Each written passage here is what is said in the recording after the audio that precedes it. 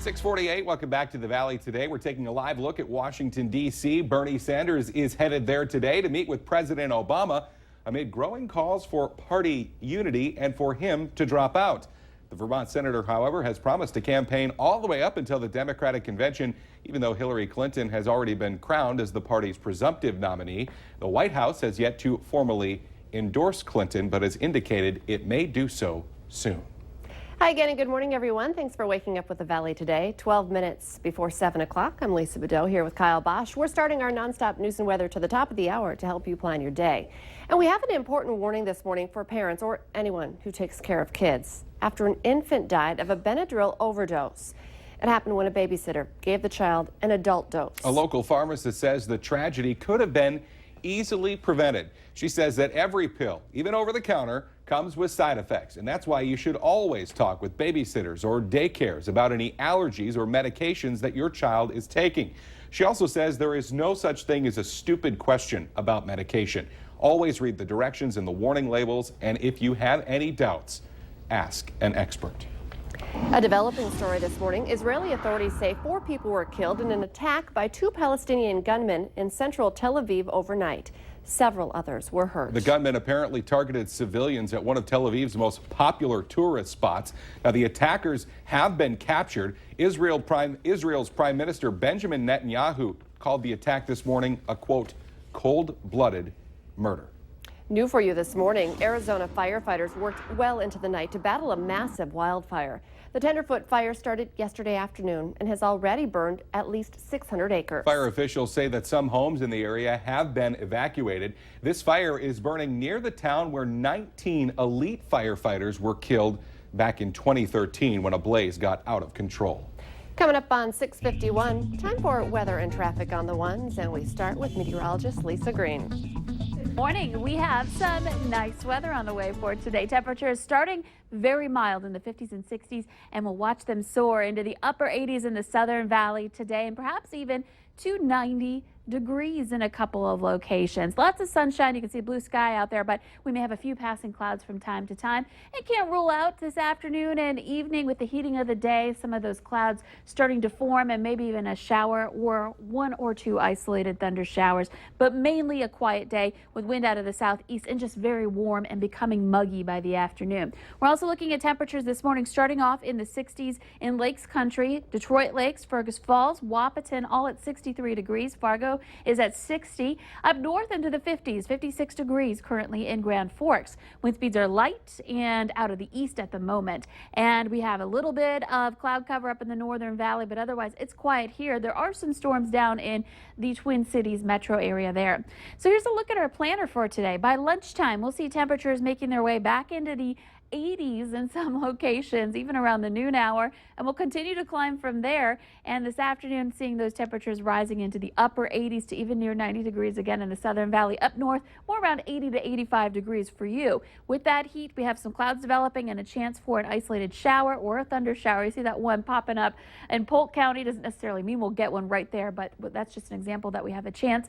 And then looking off to the west, notice in the Minot area, we have some storms building in there late tonight. And that's going to be moving into the valley overnight and into the early part of the day tomorrow. While we're all trying to sleep, we may get woken up by some storms, and some of them could be strong. There's a slight risk for the Minot area for some severe weather. It does stretch into northern parts of Towner County, and the Storm Prediction Center kind of scaling things back as you go east because these storms will weaken a bit overnight, but there's still a chance for some gusty winds, and with that, of course, lightning and heavy rain too. So 87 degrees your high today. Tomorrow even hotter, 93 degrees, and this weekend will be hot and muggy as well. Upper 80s for your highs with a chance for some strong to severe storms on Sunday. Let's check in with Al for a traffic update. Well, we're back out on Interstate 94. Let me tell you, this is where the action is. There is a lot of traffic out here this morning, both east and westbound Interstate 94.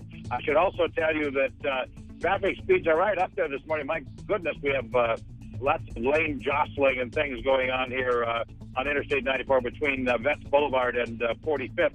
These interchanges get really kind of dangerous. You really got to pay attention to what's going on around them. Also, Interstate 29 A lot of traffic activity there, particularly northbound as well. Drive extra carefully today. Remember, we have these work zones, one on I-29 and one on I-94. Slow down, you're headed through them. Willamette Valley today traffic. 6:53 now, and new for you this morning. A family of 8 is getting help from the American Red Cross after a fire did major damage to their home. That fire happened in Mayville yesterday afternoon. The Red Cross says there is heavy smoke and fire damage in the upper floors of the home, and it is unlivable. The group is now providing assistance with housing and other basic needs for the family. The cause of the fire is still under investigation. Authorities are looking into the death of a 2-year-old girl in Bemidji, Minnesota. Police were called to a home there over the weekend on a report of a child not breathing, and when officers arrived, they found the body of a 2-year-old girl. 38-year-old Nathan Jackson has been arrested for second-degree murder and manslaughter in the case. The body of the girl has been sent to the Ramsey County Medical Examiner's office for an autopsy. The Minnesota Supreme Court is hearing arguments that could change the way police handle suspected drunk drivers. Current Minnesota law makes it illegal to refuse a breath, blood, or urine test for alcohol. In fact, the penalties for refusal to take a DWI test can often be worse than drunk driving itself. Critics say that violates the Constitution. 2 men have sued the state, saying they should not be penalized for refusing to turn over bodily fluids without a warrant. The state of North Dakota has filed suit against a contractor from Bismarck. Stephen Kapfer, who is doing business as Rebuilding Dreams, is accused of violating North Dakota's consumer fraud law. Investigators say that between July of 2013 and May of last year, Kapfer took $18,000 in advance payments from 10 different homeowners, but never completed the work he promised. The state wants to permanently ban him from future contracting work in North Dakota and order him to refund those homeowners.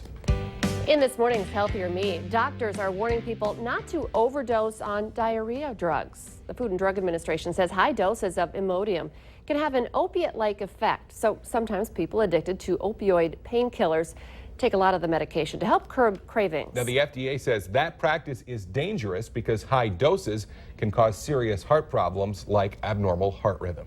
The Zika virus has people around the world worried, but a local woman is reminding you to look out for another mosquito-borne illness. Connie Whittier of Lidgerwood, North Dakota, was diagnosed with the West Nile virus 3 years ago. A member of the state health department says it is important this time of year and in our area to report dead birds to the health department and the game and fish department. In 2013, there were 127 cases of West Nile reported in North Dakota. 2 people died from the disease. West Fargo Police and City Hall employees are getting used to their new spacious home. The city unveiled its police department and City Hall complex yesterday. The building is about 30,000 square feet.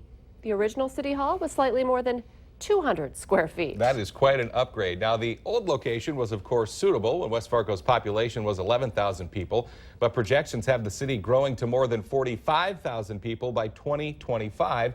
And the new space will not only provide more now, but also room for expansion. Now, the estimated cost of the new City Hall project was around $10 million.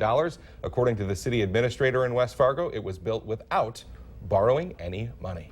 More than 500 athletes from around North Dakota are again gathering in Fargo for the Special Olympics State Summer Games. The Valley Today's Christy Larson is joining us live this morning in downtown Fargo, where there will be a big celebration of those games tonight, and the public is invited. Hi, Christy. Good morning, guys. That's right. You know, everyone is invited to come out tonight to help them with their torch lighting, but I'm here with Dave Schmidt, and we wanted to talk about it's not just about coming out and supporting you guys tonight, but throughout the rest of the week, too, when there's all those games going on. Yeah, we've got bocce ball tomorrow morning at 10 o'clock down at Fargo's Davies High School, along with volleyball being played down there, and powerlifting. Oh, powerlifting is really interesting because we got some athletes that can really lift some weight and stuff, and so it's really kind of an amazing one to watch. And then on Saturday we got at Fargo South, we have the track and field meets, and again that one's so much fun to watch because you see such enthusiasm by the athletes, and you know, you'll see some sportsmanship that you won't see in other high school sports or college sports, where an athlete will help another athlete along, or they may even slow down and make sure they get across the line and stuff. So it's really kind of fun to watch. A lot of interesting stuff.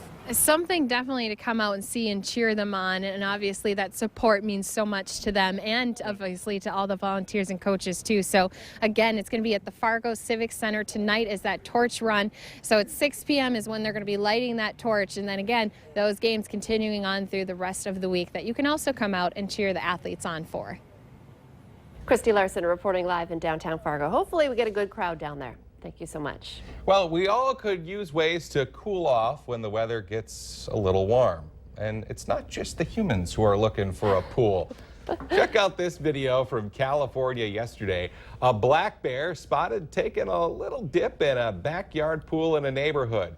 The bear, after going in one pool, was then seen hopping a fence and heading over to another backyard where he was found splashing in yet another pool before eventually climbing into a tree.